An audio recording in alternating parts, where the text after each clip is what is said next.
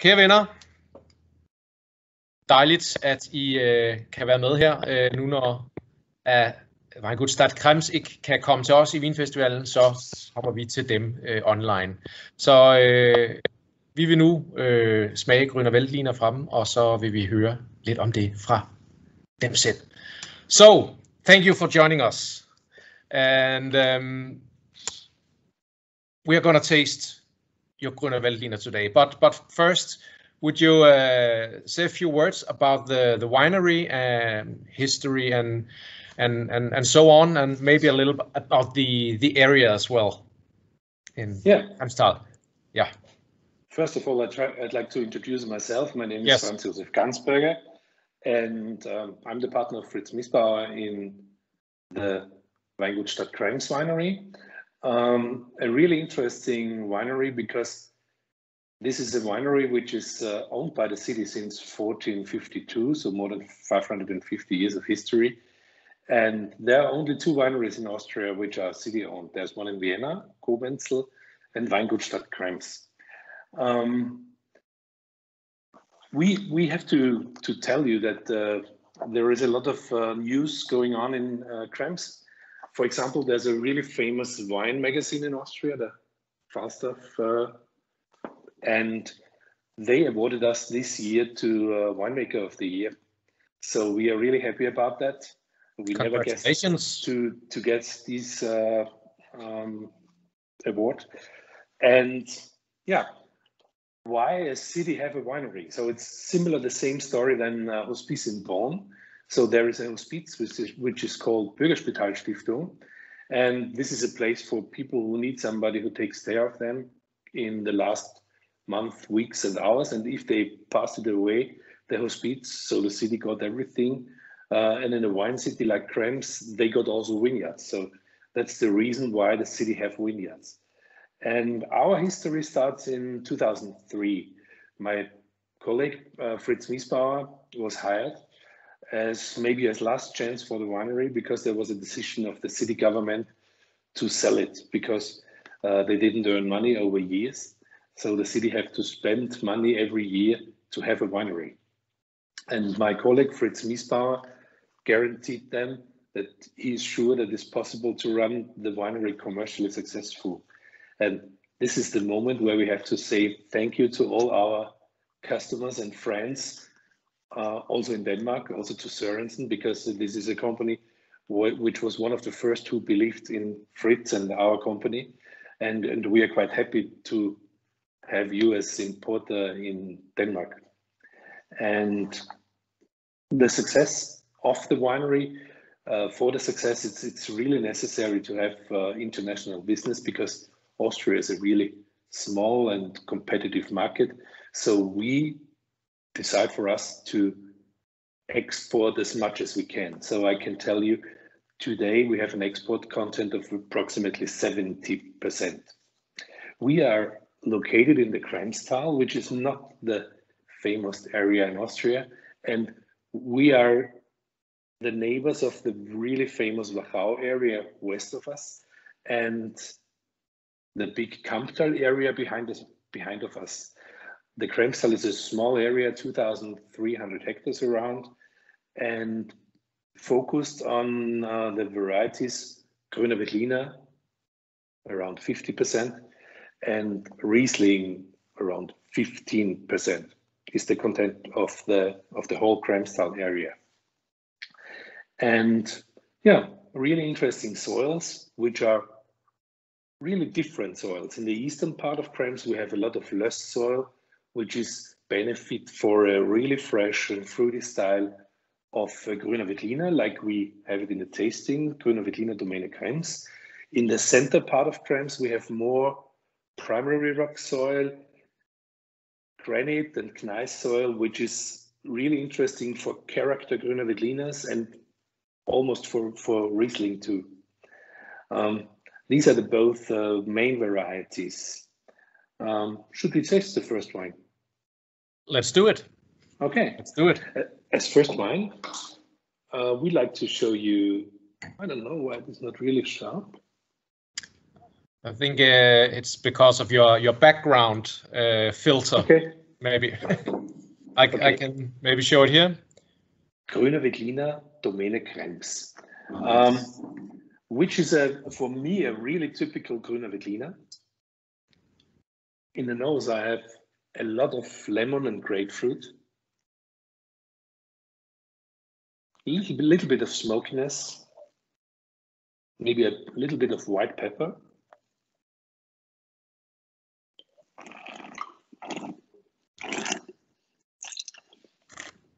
On the palate, there is a lot of freshness and fruit, for sure. So I can also taste the lemon and grapefruit from the nose. Yeah. And I think the most important thing, if we vinify wines in Stadt Krems, is freshness, fruit, and drinkability. Yeah, and I think it has a great acidity, but still it has a very creamy texture, fruitiness, which makes it creamy. I think it's this is the goal of every vinification that we do in our cellar. So yeah, I think the key is the balance between freshness, fruit, and I think about the variety Grüner Veltliner, for example, I think this is the typical Austrian grape variety. So I think 95% of the world growing percentage of Grüner Veltliner is in Austria. There are only a few hectares in our neighbor countries like Czech Republic, Slovakia, and Hungary. And it's now a very fancy grape, 30 hectares around in New Zealand. Okay. And you can find it also in Santa Barbara area in California in the States.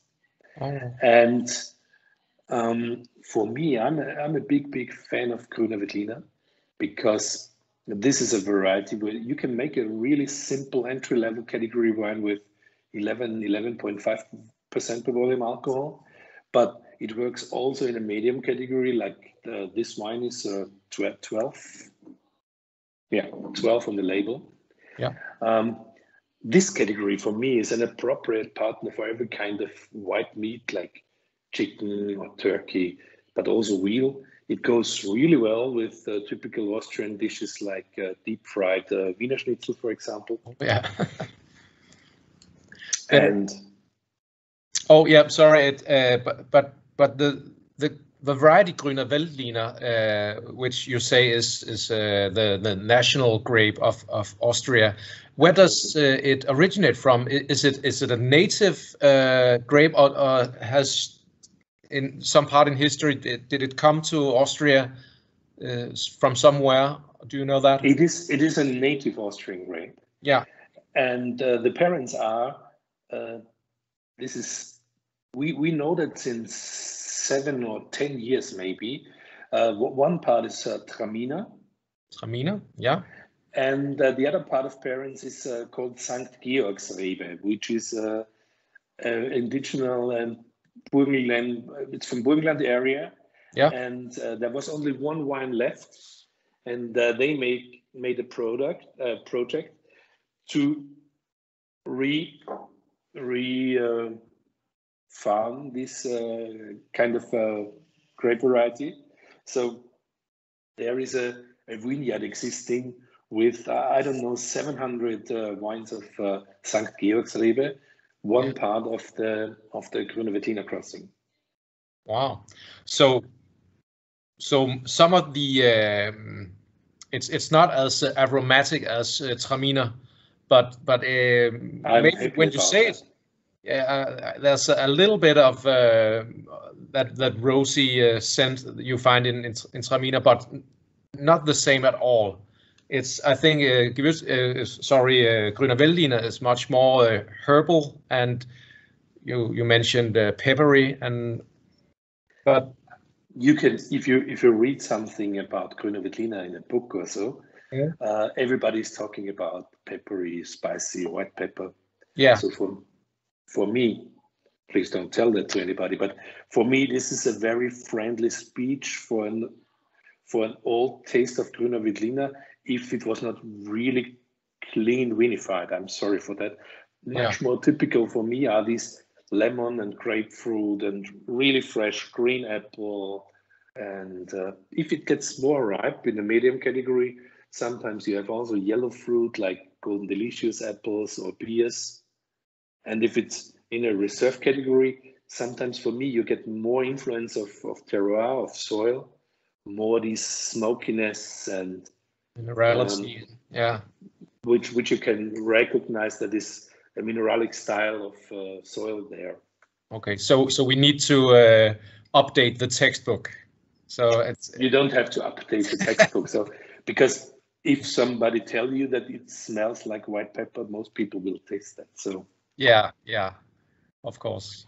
But really interesting is also the way how we grow. How I can change that? I can't, because it's difficult to see the pictures also. Yeah. We do a lot of these stepstone terraces. Yeah. So to farm wines in our vineyards is handwork, and we have a long tradition. Our oldest stepstone terraces are almost 1,000 years old, and it is really interesting because the best vineyards, the best sites are called Riede in Austria, and they are mostly on these steep stepstone terraces. And I think there is a big influence in kind of climate. We have two climates which influence our area. One is the continental climate, the influence that we get from the western part and from direction Wachau area. And we are influenced of the Pannonian climate, so which is much warmer. And maybe one of the secrets of the style of our wines, the freshness and fruit, are the big temperature differences between day and night. So there's the river, the Danube, and the Danube heats up during the day. And in the backyard of us, we have a cooler area, which is called Waldviertel. So we have cold winds every night over our vineyards and over our grapes. So maybe that's the secret of the freshness and fruit in our wines. Yeah. Well, that's good. You mentioned that about the climate, because of course here in Denmark, I know we live further north than you do, but still a lot of Danish people, when they think of Austria, they think of skiing and snow and cold. But of course you have a lot of warm, appropriate climate to make really great wines, and of course you have the cold night as well, so you have the freshness still in the wines, so they don't get too hot, of course. From the skiing areas, from serious skiing areas, we are around 2 hours far. Yeah, 2 hours driving. So we have a slope in the middle of the Wachau area, which is called Jauerling, and this is the slope where everybody got his first ski experience. So it's really cool. It's 1,000 meter altitude, but for a serious ski area, you have to drive 2 hours. So we are in the eastern part. We are close to Vienna. Our area is around 75 kilometers west of Vienna on the river Danube, and we fear that we get too much influence of the Pannonian, of the warm climate. So okay. Nobody expect. I don't be scared about that our generation and maybe the next generation have problems to farm, to grow also white wine varieties like Grüner, Veltliner and Riesling. But we see that 2018 was a weird vintage. We started our harvest in the end of August. Normally we start in the 3rd week of September. And the main harvest is normally 1st week of October, 2nd week of October, that the main harvest starts.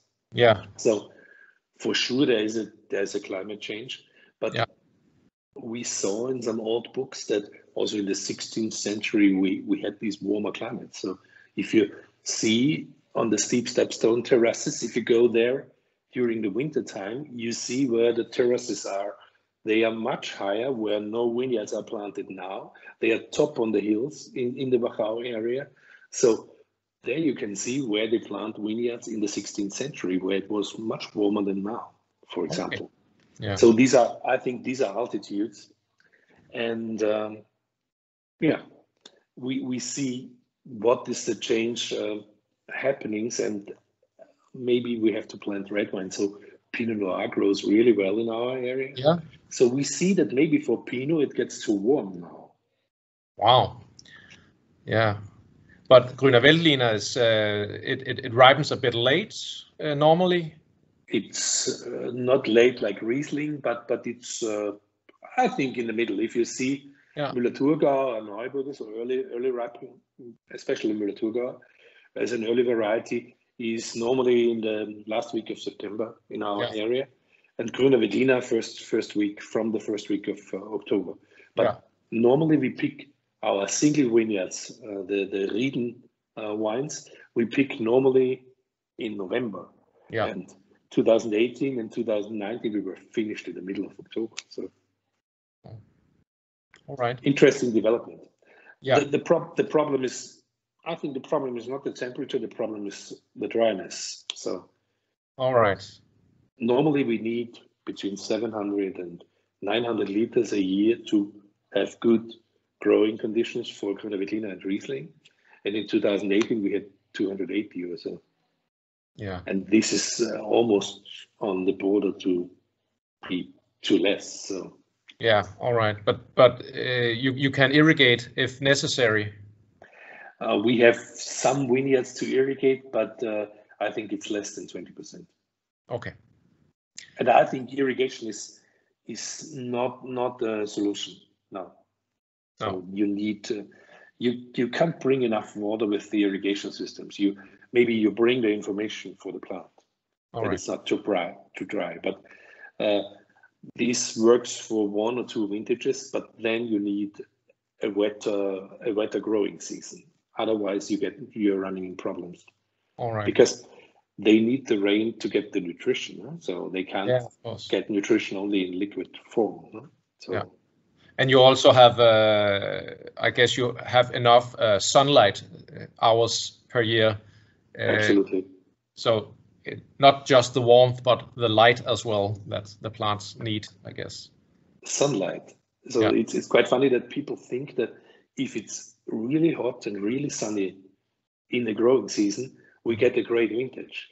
That's maybe true for red wines, but for white wine, a medium climate, a good balance between rain and we don't need so much sun. So. I think the really important thing is to have enough rain during the growing season, and perfect would be a dry summer and a dry fall in the picking season. Then you get a really great vintage. Yeah. And I think that the really important thing is we don't have a problem with ripeness. We need the balance because our wines are famous for a good balance between acidity, because you need the acidity. Maybe the first sip of typical Austrian Grüner Veltliner, you think maybe that's sour, but after the first glass, to get the feeling that I like the next glass, acidity, a little higher acidity level is really helpful. Yeah. And I think this is the best example for that. Yeah. And also you, in terms of having this great acidity, you don't use malolactic fermentation. No. So focus on the freshness and from. So normally we don't have any malolactic fermentations in the entry level or in the medium category. If we have a really long fermentation period with a single vineyard wine and we get a malolactic fermentation, we have it, but never ever we would do anything to get a malolactic fermentation with these wines. No. I think freshness is really important, and one of our main sentences in our book for fermentation or for vinification is drinking must be fun. And I think this is a category, if you sit on a terrace, glass of wine, glass of water, I would like to say it's really nice that there are so many people so wine interested, going to courses and learn a lot about wine and talking about wine. I would say this is a category, stop talking, start drinking. So yeah. Less talking, more drinking. Yes. I like that. What means that of Danish? Yeah, mindre snak, drik noget mere.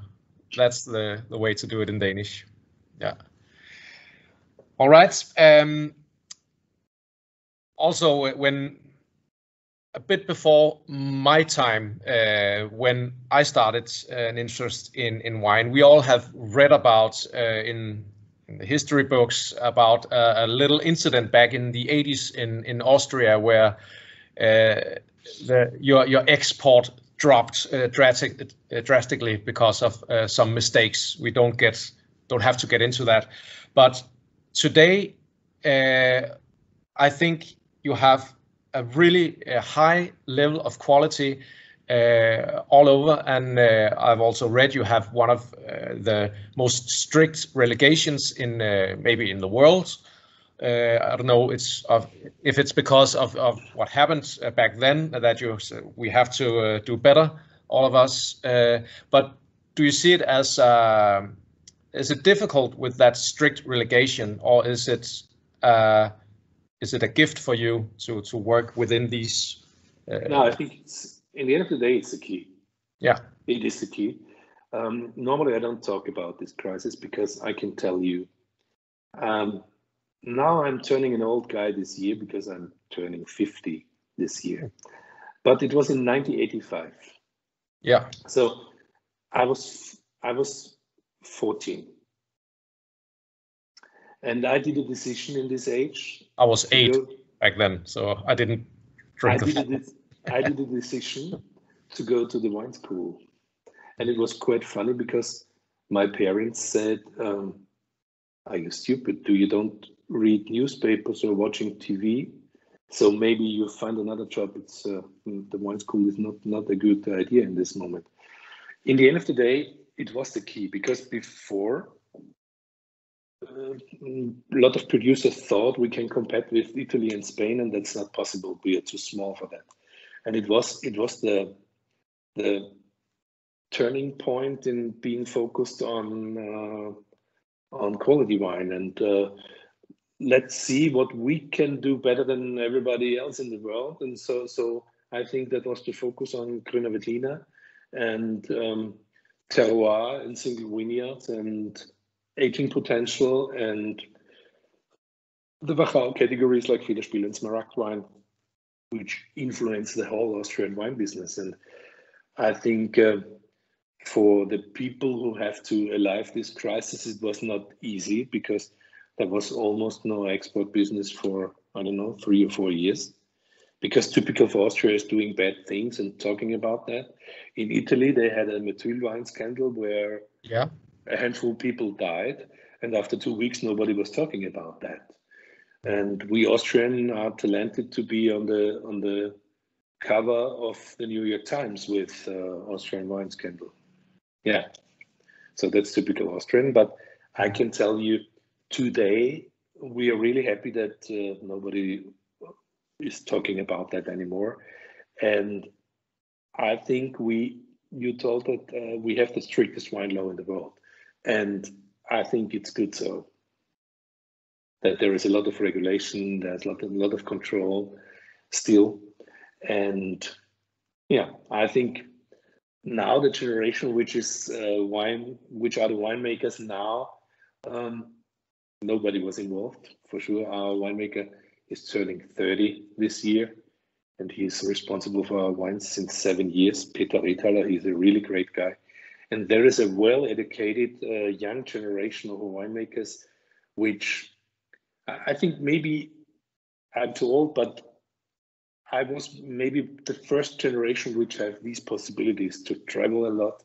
After my studying, I was traveling 7 years around the world and make 12 harvests in 7 years. So that is really great. And if you ask me what is the most important part of your studying, I can tell you it was these 7 years after the studying. Yeah. To be a foreigner in every single country, to meet new people, to learn languages, and to see a lot of what is possible in winemaking. All right.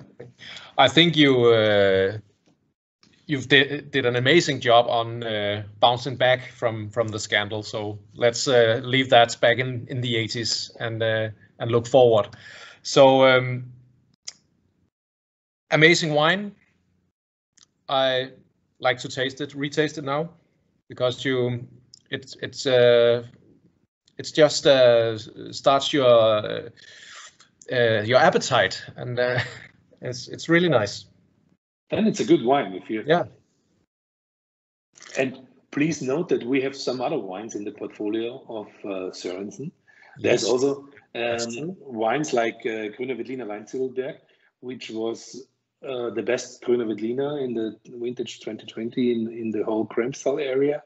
Or you have also the Riesling Grillenparts, which is our top single vineyard Riesling wine, the wine where we got the most attention over the last few years, the highest ratings and scores. And yeah, please also taste our other wines. Yes, that's true. We have a lot in stock, so don't hold back. And I'm sure we have a lot of good offers during this wine festival of a lot of your wines. So thank you so much for your time, and thank you for showing us this Grüner Veltliner and present your lovely estate. We are so happy for the cooperation. How you say prost or cheers in Danish? We say skål. Skål, like the whole Nordic countries. Skål. Yes. So thank you so much, and now less talking and more drinking. So skål. Cheers. It's skål.